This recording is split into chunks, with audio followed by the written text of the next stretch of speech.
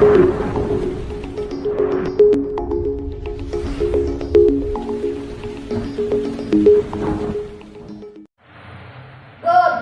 Batangas. I am Bian, your weather forecaster for today, February 18, 2025.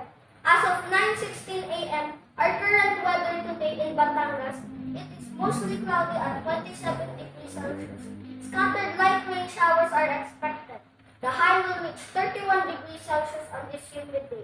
The temperature rising with a peak of 31 degrees Celsius at 2 p.m. We feel warmer 33 degrees Celsius than the actual temperature due to the humidity.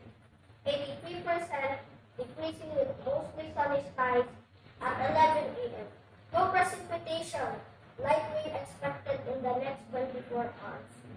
From east-southeast, 120 degrees, 9 km per hour wind speed, 23 km per hour wind gust. Light winds, steady with average moving at 12 km per hour, gust to 23 degrees Celsius. Expect from east to morning. The humidity rate decreasing with a low of 72% at 12 p.m. It is very humid conditions